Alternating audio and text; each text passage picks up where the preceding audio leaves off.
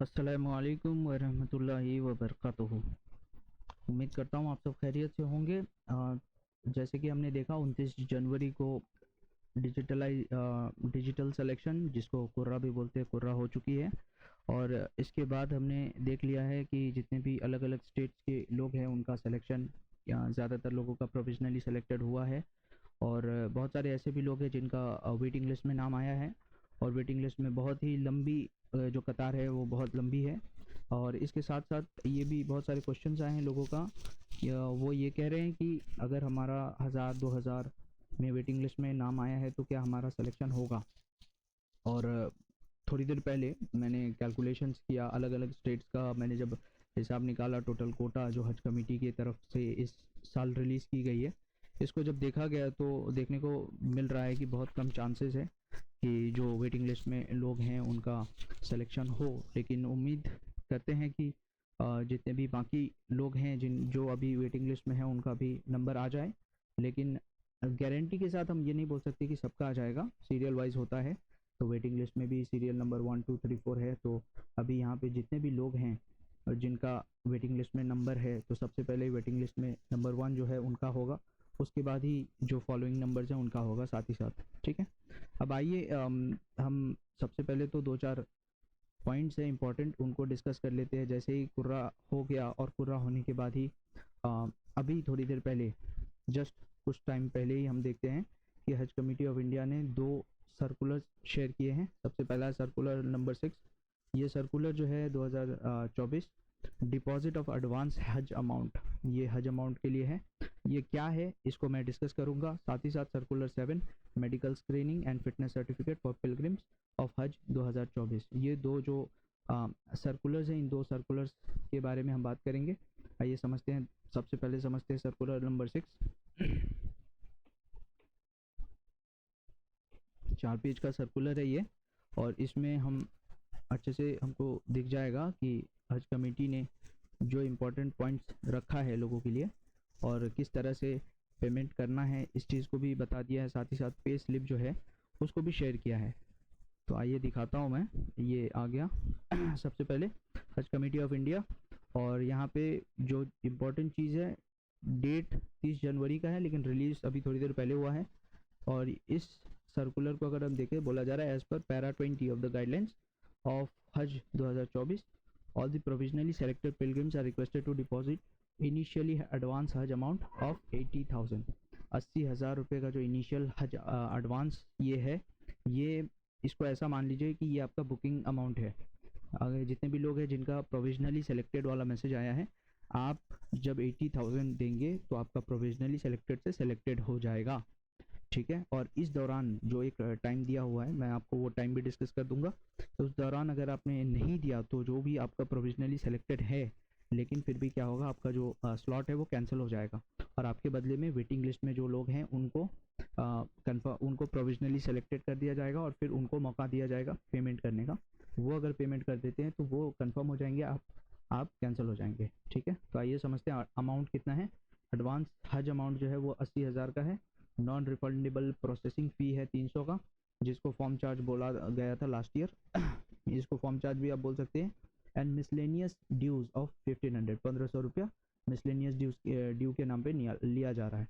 और इसके साथ बोला जा रहा है amount to be deposited now by all the provisionally selected pilgrim at, और अमाउंट दिया गया है 81,800 पर पिलग्रिम फ्रॉम 1 फरवरी से 9 फरवरी, मतलब एक हफ्ते का टाइम है। इस एक हफ्ते के अंदर आपको ये अमाउंट जो है डिपॉजिट कर देना है। दूसरा पॉइंट कहता है the payment of 81,800 can be made इधर by e payment. E payment मतलब ऑनलाइन। और इस पेमेंट को करने के लिए जो वेबसाइट है, ये वेबसाइट देख लीजिए। ये hajcommittee.gov.in है, और ये हज कमेटी की ऑफिशियल जो वेबसाइट है ये वो है। और यहाँ पे आपको ऑप्शंस मिल रहे हैं, 4 ऑप्शन है, क्रेडिट कार्ड है, डेबिट कार्ड, नेट बैंकिंग और यूपीआई से आप अमाउंट जमा कर सकते हैं। साथ ही साथ जो पॉइंट बी है, ये पॉइंट बी कह रहा है कि आप किसी भी बैंक में जा करके, किसी भी बैंक, अगर मैं कहूँ तो 2 बैंक हैं, स्टेट बैंक और यूनियन बैंक ऑफ इंडिया।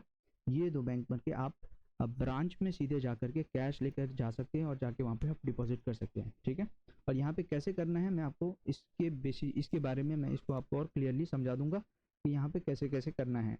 इससे पहले आइए पहले हम लोग ये एनेक्सर देख लें, और जो फॉर्मेट है, किस तरह का फॉर्मेट है, ये फॉर्मेट हम देख देते हैं। ये फॉर्मेट बेसिकली डिपॉजिट जो फॉर्म होता है नॉर्मली हर बैंक में जिस तरह से डिपॉजिट फॉर्म होता है, ये वैसा ही डिपॉजिट फॉर्म है, लेकिन यहाँ पे जो खासियत है वो ये है कि स्टेट बैंक ऑफ इंडिया यहाँ लिखा है, और ये एक ही पेज में आप प्रिंट कर सकते हो। ये जो फुल पेज है ना, ये फुल पेज आप प्रिंट कर सकते हो। ये बैंक का कॉपी है, यहाँ हज कमेटी ऑफ इंडिया की कॉपी है, और ये पिलग्रिम की कॉपी है। अगर आप हज पे जा रहे हो, ये आपकी कॉपी है। तो जैसे आप जमा करोगे, ये कॉपी आपके पास रह जाएगी, ये हज कमेटी ऑफ इंडिया को देना है, और ये जब आप जमा करोगे तो बैंक अपनी कॉपी रख लेगी। ठीक है, तो ये हमने देख लिया। उसी तरह ये यूनियन बैंक ऑफ इंडिया का फॉर्म है। इसके साथ ये हमने देख लिया सर्कुलर नंबर 6। आइए समझते हैं सर्कुलर नंबर 7 क्या है, और उसके बाद में इसको मैं अच्छे से समझाऊंगा, क्योंकि हमारे पास में बहुत कम टाइम है। जितने भी प्रोविजनली सेलेक्टेड मेंबर्स हैं, आपके पास में बहुत कम टाइम है। और बहुत कम टाइम मैं इसलिए बोल रहा हूँ क्योंकि यहाँ पे आपको टाइम मेंशन किया गया है। टाइम है 1 फरवरी 2024 से 9 फरवरी 2024 तक। इसके इसके दरमियान ही आपको जो भी अमाउंट है उसको जमा करना है। ठीक है, आइए अब समझते हैं सर्कुलर नंबर 7। सर्कुलर नंबर 7 ये भी अभी थोड़ी देर पहले ही अपलोड की गई है, भले ही 30 जनवरी 2024 की है।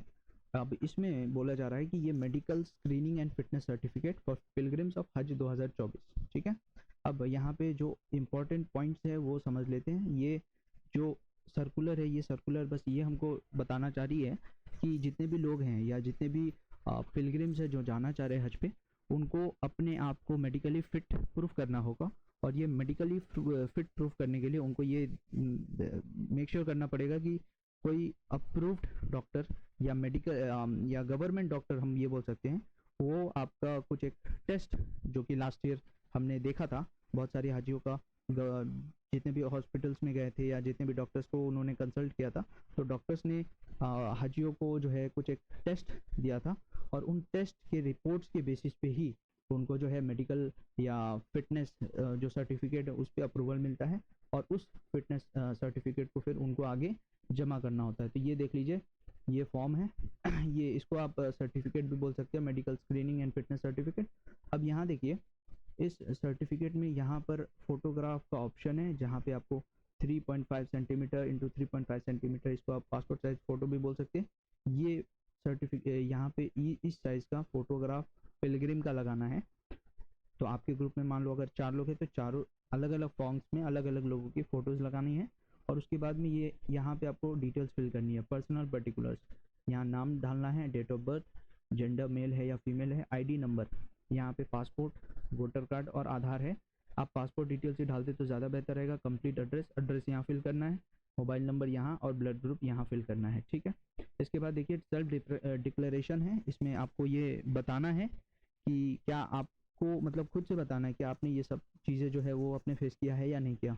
सबसे पहला है, do you suffer from epilepsy और from sudden attacks of loss of consciousness. तो बोला जा रहा है कि आप मिर्गी से पीड़ित हैं। अगर हैं तो यस कर देना है, अगर नहीं है तो नो कर देना है। बोला जा रहा है प्लीज़ सर्कल, तो अगर यस है तो आप यस को सर्कल कर देंगे, नो है तो नो को सर्कल करेंगे। इसके बाद दूसरा क्वेश्चन है, are you suffering from defect in vision, देखने में थोड़ा दिक्कत होती है। अगर यस तो हाँ, नो है तो ना आप कर देंगे। ठीक है, उसी तरह have you ever been diagnosed with उसके बाद है ट्यूबरक्लोसिस, जिसको टीबी भी बोलते हैं, कि आपको पहले टीबी हुई थी या नहीं हुई थी।